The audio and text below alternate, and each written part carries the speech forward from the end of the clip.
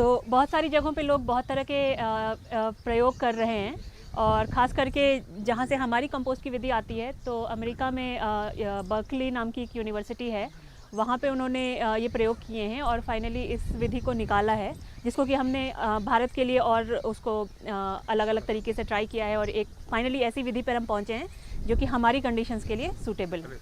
So we can call it Berkeley method. तो हम इसे बर्कली मेथड कह सकते हैं कंपोस्ट बनाने का।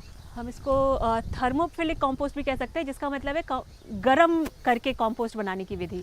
तो जैसे 2-2.5 महीने में वर्मी कंपोस्ट या दूसरे कंपोस्ट बनाने के तरीके होते हैं, उनमें जो आपका ढेर होता है कंपोस्ट का वो ठंडा रहता है। इसके केस में बहुत सारी गर्मी पैदा होती है जो हम 18 दिनों के लिए उस कंपोस्ट को रखते हैं और हम अभी उसको देखेंगे। तो इसलिए उसको थर्मोफिलिक या गर्म विधि कंपोस्ट बनाने की कह सकते हैं हम।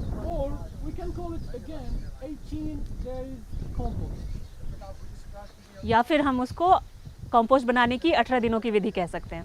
तो ये तीनों एक ही चीज़ें हैं। So who's amongst you is making vermicompost? यहाँ पे वर्मी कंपोस्ट कौन कौन बना रहे हैं या प्रमोट कर रहे हैं?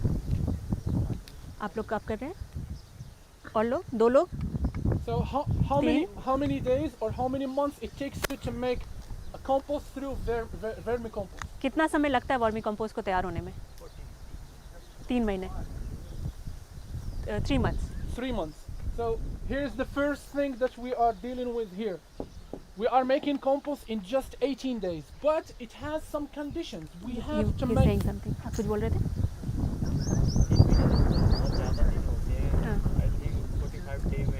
Okay, so it gets done even in 45 days. तो वो भी 1.5 महीना हुआ लगभग, right?